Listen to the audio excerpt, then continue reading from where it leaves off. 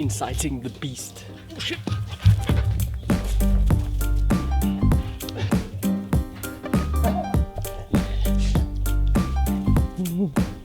Hello!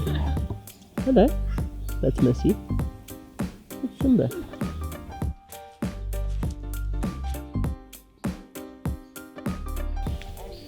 She likes to fight with those ones, so we like to keep her separate.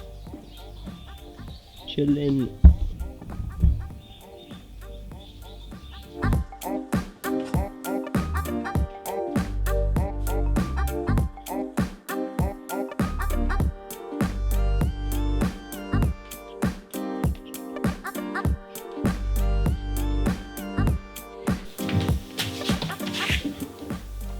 Good morning, you lovely people. Cool, so it is Wednesday the 22nd today. Lockdown day, I don't even know what anymore. We had a bit of a State of the Nation address from our president last night. I'm in South Africa for those of you watching abroad. And it was exactly what we expected it to be. Yeah, so I pretty much decided that I'm going to start a little bit of a vlog on this channel.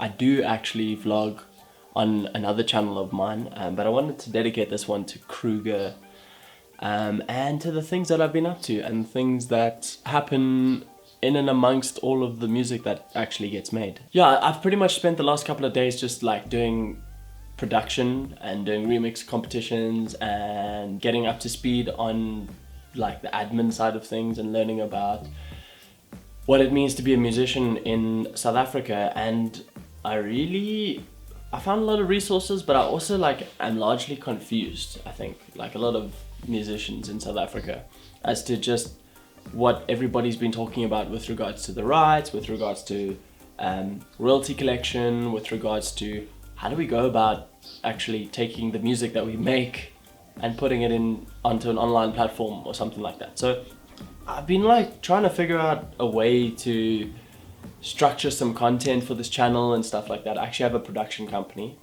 so I enjoy filming, I really love it, but a lot of the time it's the content that you don't just want to go and film something just for the sake of it. So it kind of hit me between the eyes that this might be a struggle that a lot of other people are facing with regards to figuring out the music industry in the sort of digital world. And I've had the privilege to be able to speak to a couple of the bigger guys at the bigger labels like Universal Music and stuff like that. So I feel like I should have some sort of an understanding of what's going on. But stupid questions, I uploaded my first track to Spotify the other day using a distributor by the name of DistroKid.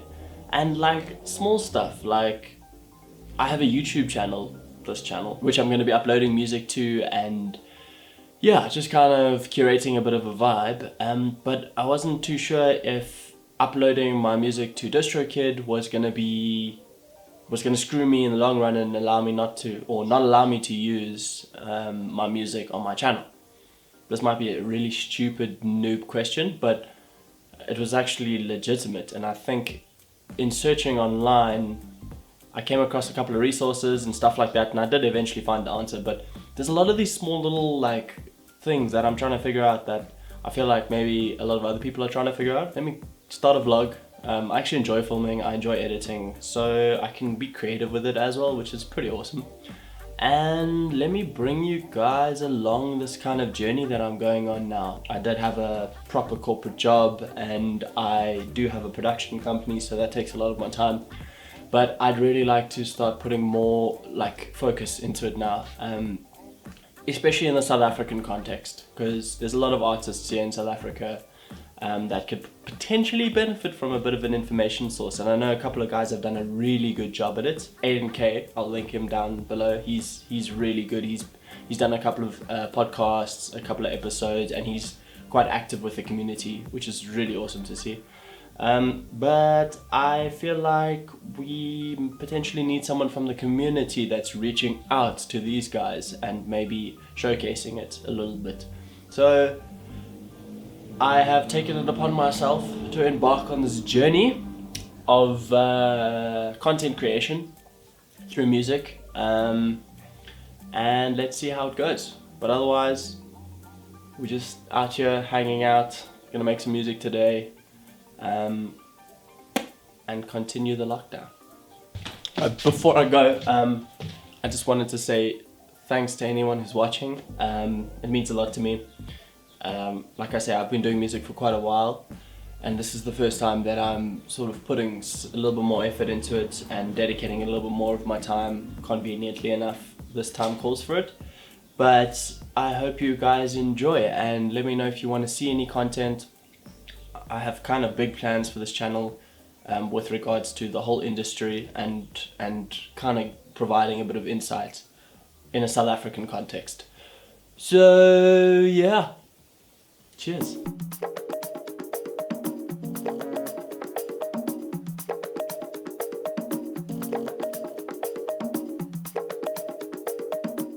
So that's pretty much up until like 3 o'clock this morning, just getting re-inspired by Eric Prydz, Dead Mouse, all of these guys doing sort of live shows. Some recommendations: Eric Prydz, Dubfire, Matador, Dead Mouse, Richie Horton's Crazy. Check this out. Just busy downloading OBS so that I can show you guys my screen again, because everything broke the other day when I tried to stream something. Fuck.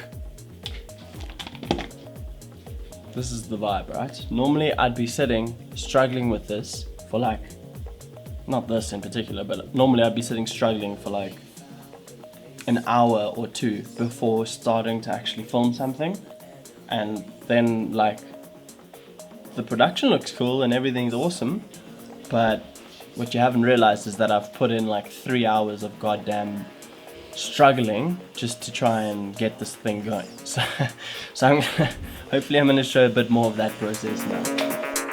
Broken the boat beside her, but she's free. This is my track called The Darkness. My first attempt at actually trying to sing something. The vocals are not the greatest, I'll be honest with you, but it was kind of just like a test, and it's also a direction that I'd like to start going into with regards to more vocal stuff, so it's more like a challenge than anything else. But yeah, let's check it out. So basically here I'm just starting out with like a bit of percussion, you know, a little bit of a couple of loops that I've got going here.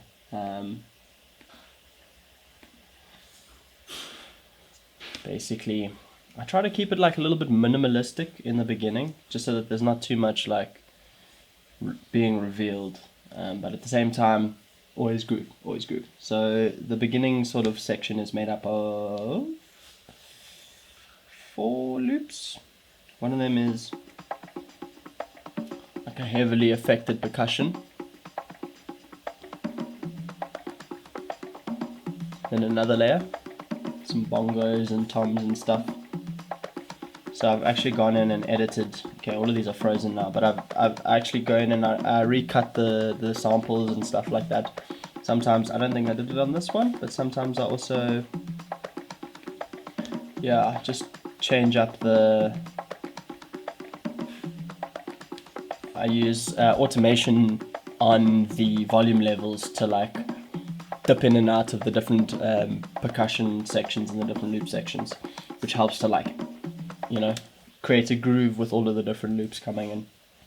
So yeah, pretty much you've got that, these two here, and a little bit of a shaker,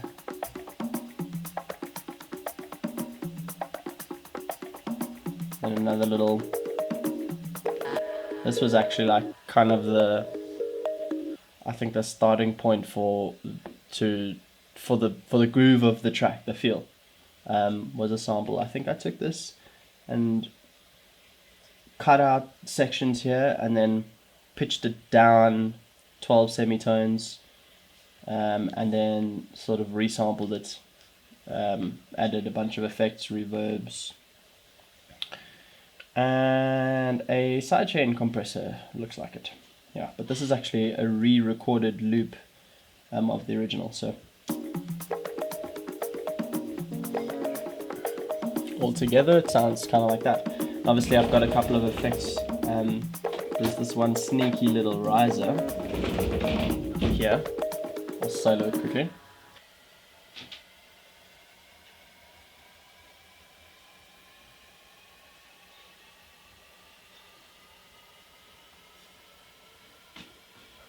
Just keeps going, keeps going, keeps going, keeps rising. Even when the sample jumps over to the next, or it's looped, it keeps the same rise happening. So you can't hear that change in the mix, but it's just, there's something that's constantly growing and growing and growing.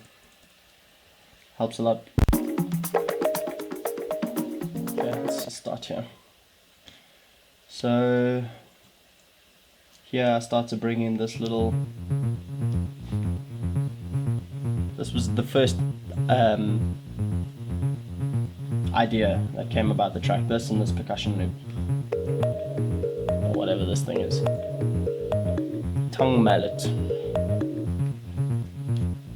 So just like a techno kind of like ARP. I think I also pitched this one down 12 semitones, might even be able to see that. Oh, 7 semitones, because there's a couple. I think there's one that's pitched down, there we go. So this one, which sounds like this, is pitched down 12 semitones, and I actually shortened the transient decay a little bit, so it was instead of ba ba ba ba ba ba ba.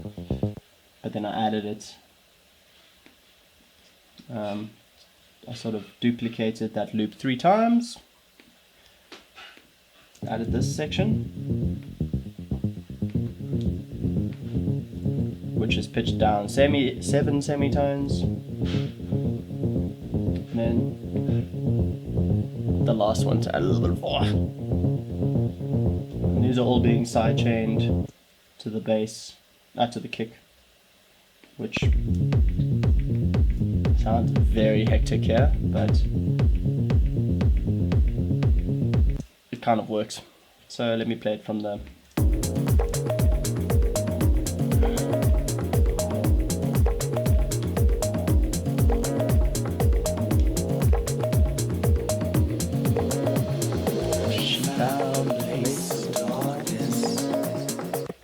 So, a little bit of context on the vocal. Super inspired by like a monolink kind of vibe. I was a bit obsessed with him before making this. But I wanted that like grungy vocal. Like I say, I'm not professing to be a professional vocalist or singer or whatever. I'm just trying out some shit.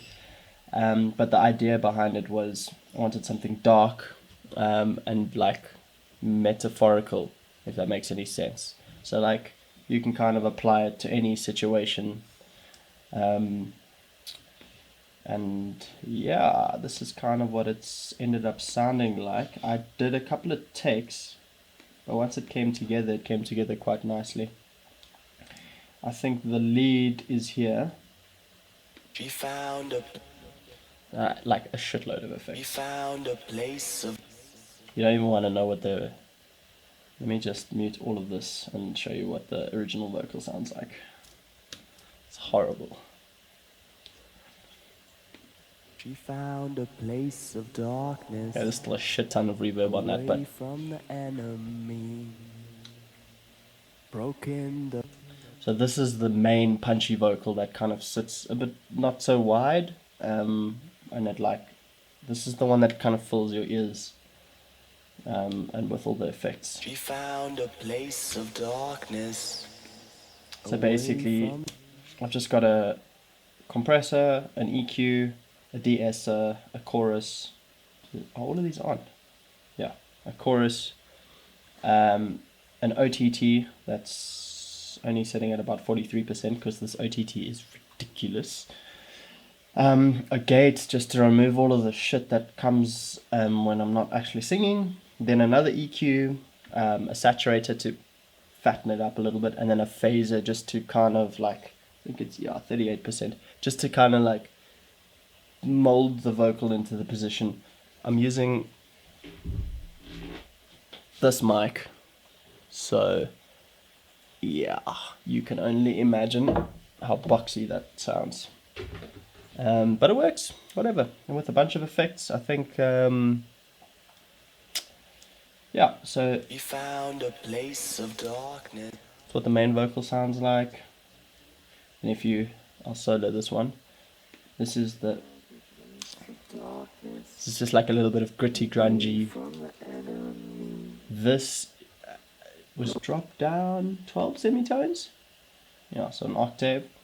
And then what I did was I actually kept it silent, and then I raised it so as the song builds towards the drop, my vocal kind of gets a bit more dingy and dark, if that makes any sense.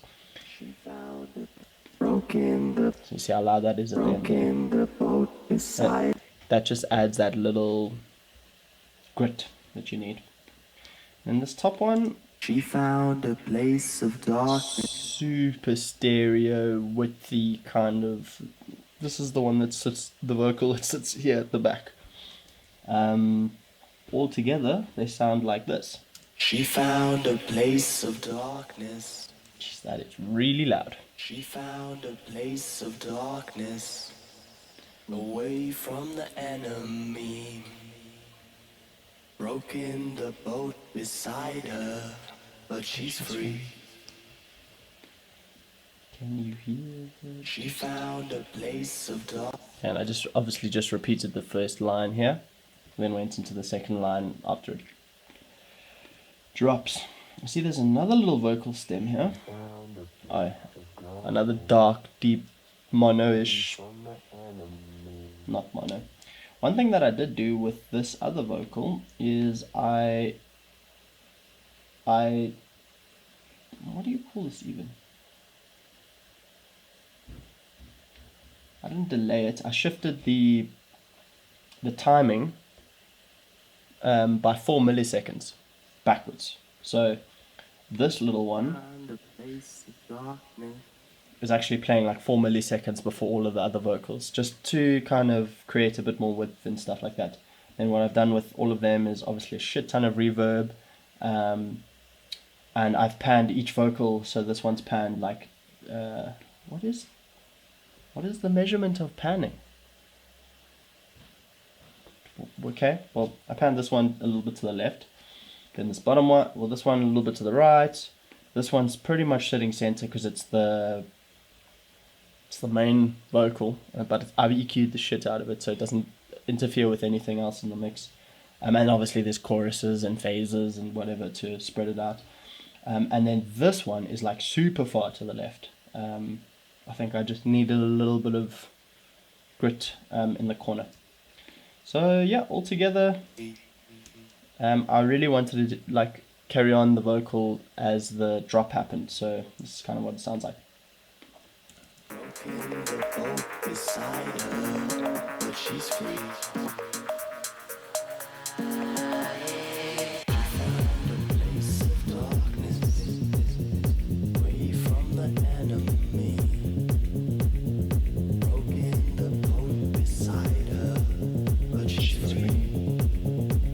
A little bit of percussion comes in here.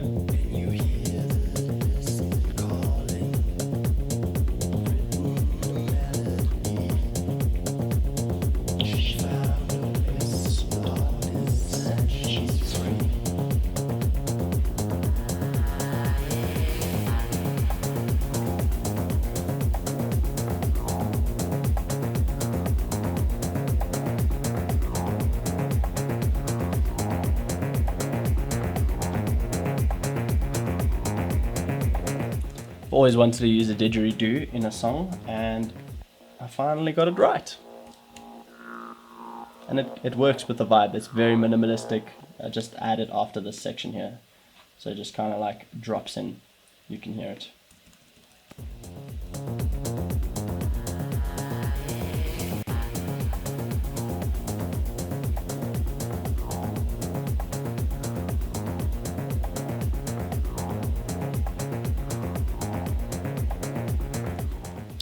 yeah, so, and then there's another riser effect in this little section just to keep this sort of build up going.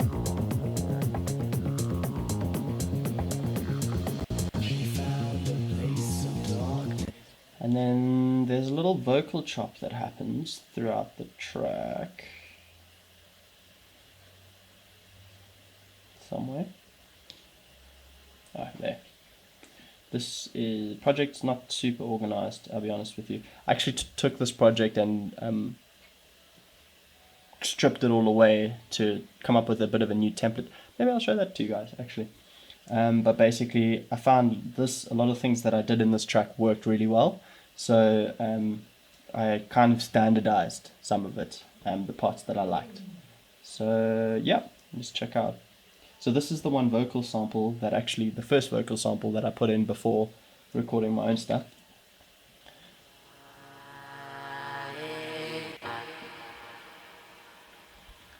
And that also kind of set the tone for like this tribal sounding, deep kind of vibe, which I'm really liking, and I'm actually trying to stay here a little bit, because I always tend to go in and make like happy music, even though I'm feeling like dark and trying to make something grungy, then like something super happy and euphoric comes out.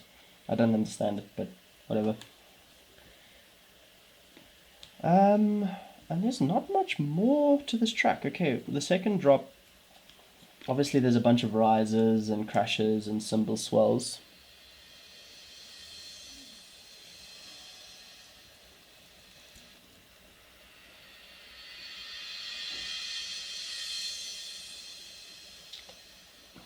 Oh, never mind. And then I also did a bunch of vocal repeats.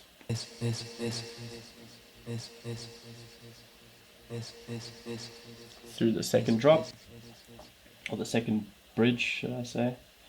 Then there are basically two things going for the second drop that's quite different from the first one. One of them being this little drum loop that I added in at the bottom. It's like a shaker slash hi-hat vibe. And then this automates. I think I add some reverb. Gets bigger.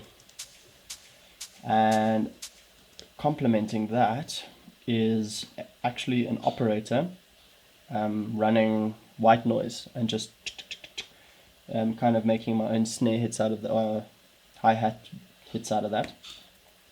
And the cool part about using operator or synthesizing hi-hats is you can play around with the release time and the decay time. So it ends up sounding like you end up making build-ups just with that, like white noise build-ups, as you can hear here. So I use that to kind of drive the drop. Broken the boat beside her, but she's free.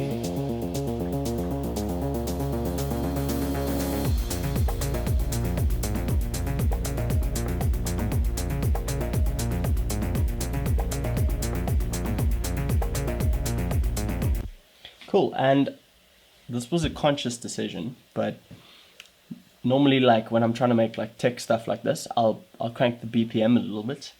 But for this one, here in South Africa, we are much more tuned to lower BPMs than like in Europe and stuff like that, because a lot of our house music and stuff like that here is a bit more vibey. I actually learned this from a couple of DJ friends of mine. So I'm actually trying to stay sub 120 BPM, but still keep that like techno kind of thump. Bit of a trial and error. We'll see how it works out, but yeah, so far so good. It's hard to keep that energy though, when you're under 120, and still maintain that like techno vibe, because most of that's sitting at like 124, 126, 128. So yeah, it's experimental, but it's intentional. That's the point. Cool. Last drop. Only thing that's different here is I dropped out the low end of this sort of ARP synth thing, and I supplemented it for just a straight sub bass, I think. Yeah, so I've still got the ARP running in the background, but there's no low end with a lot of reverb.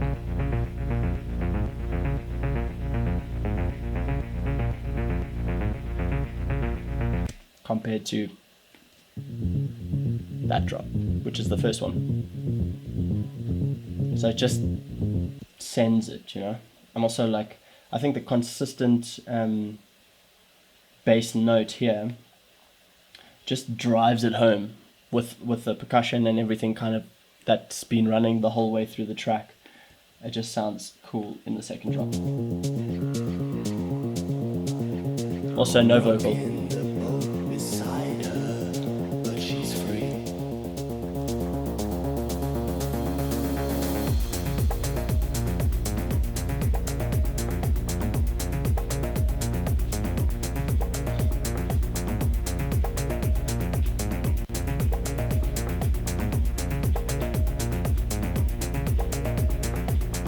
Anyways, and that's pretty much it. So yeah, that's pretty much the track. It's called The Darkness, and it's my first attempt at a vocal track. I'm probably gonna have a couple of sessions now coming up, and I'll maybe stream them or figure out a better way to film them.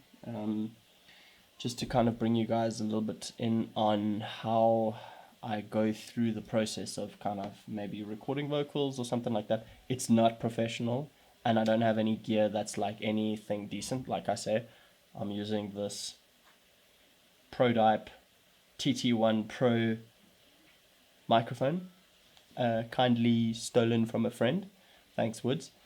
But yeah, pretty much I think with this kind of like techie, housey, club music type stuff, a lot of it's getting like really affected anyways, so you're not really like you're squashing so many of those harmonics, and yeah, I'm not, no excuses, but like I can get away with it here with not being like super focusing on like auto tuning stuff and all of that.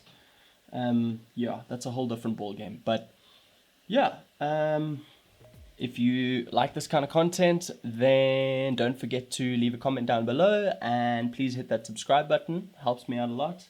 I want to be doing a lot more of this like sort of vlog style stuff. Like I say, like I've got a production company and I do a lot of video stuff, so I tend to want to spend way too much time setting this stuff up to make it look professional.